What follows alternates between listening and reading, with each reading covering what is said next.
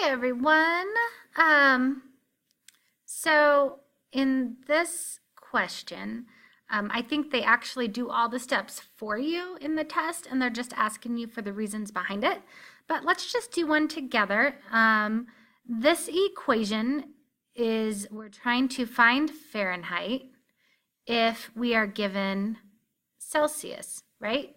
But say somebody says, oh, but I have Fahrenheit and I want to find Celsius. So we can change this equation around to have C equals. So that's what we want to do. Instead of having F equals something with C, we want to have C equal something with F, right? We want to find C if we are given F. So we want to get C by itself. So I'm just going to rewrite this over here. And I'm going to rewrite it with the right-hand side first, just because that's the way I do it. I like to solve this way. So 9/5 C plus 32 equals F. So it doesn't matter which you put on which side of the equal sign because they are equal to each other. So I'm trying to get C by itself. So the first thing I'm going to do is subtract 32 from both sides, right? And that's because subtraction is the inverse of addition, and positive 32 minus 32 gives me 0. Okay, so I no longer have 32 on this side, and what you do to one side, you have to do to the other side to maintain balance. So on this left-hand side now, I still have 9/5 times C equals. Now on this side, these are not like terms, so I can't combine them. So what I have is just F minus, my F's kind of crazy, F minus 32, and I just keep it like that, okay? F minus 32. Now, this next step, you can either do all at once or you can do it in steps. And let's go ahead and just do it in steps. So I basically have 9 times C divided by 5, or 9. Well, you know what? This is a fraction. Let's do it all together. No, I changed my mind. Let's do it in pieces. The first thing I want to do is rewrite this in a little bit of a different way so that it's easier to see. Instead of doing the times sign, I want to just use parentheses. Okay. So the first thing I want to do is multiply both sides by 5 because we're dividing by 5 here, and that's going to cancel out. It's the inverse operation, and I need to do the same thing to both sides. But here's the kicker.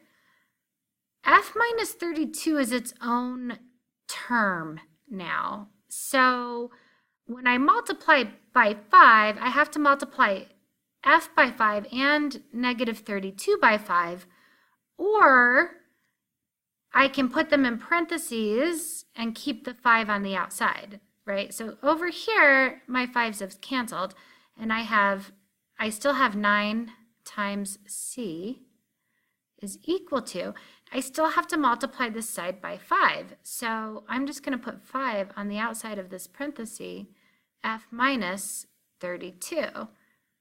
Okay? If we sliding door this, so we can do it both ways, if I wanted to distribute it, I could have said, okay, I need to multiply by 5, but I need to multiply F by 5, in which case I have 5F, and I need to multiply negative 32 by 5, which would be 160. You guys might need to check my math on that. I just did that in my head really quickly, okay? And then C is still not by itself.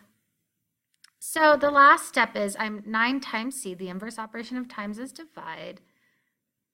So I'm going to divide both sides by 9. And then over here, I now have to divide everything on this side by 9. And that's easy to do. All I have to do is literally draw a line and divide everything by 9. So here this cancels. Here we have C is equal to 5 times F minus 32. That entire answer divided by 9. If we were still doing it in pieces, I could do that. Look, sliding door over here, right? If we come back over here, I would divide this by 9, and I would divide negative 160 by 9. So I would have exactly the inverse. Instead of like up here at the original equation where I had 9 over 5 times c, I now have 5 over 9 times f, right?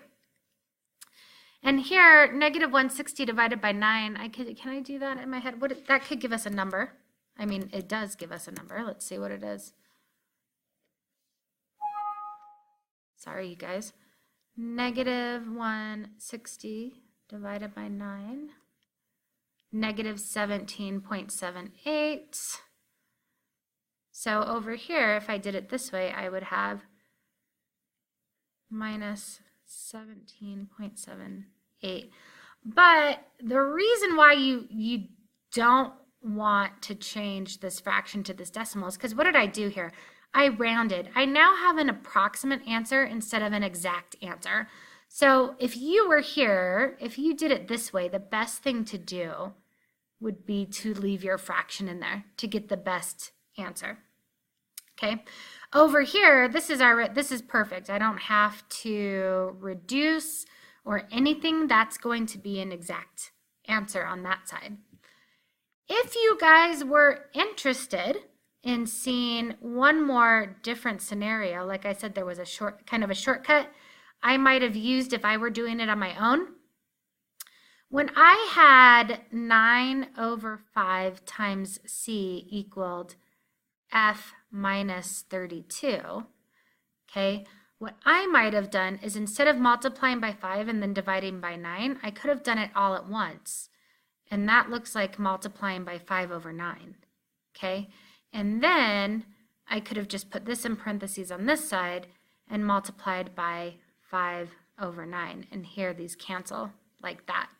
So C, this is also an exact answer, is equal to this.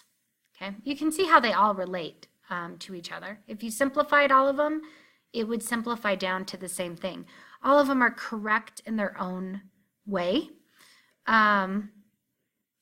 So as long as you followed the order of operations when you were solving it, all of them would work for what you wanted to do. Except, like I said, if you do any sort of rounding, you're going to get some errors. You're not going to get exact answers. You're going to get approximate answers. So fractions are always better in that case.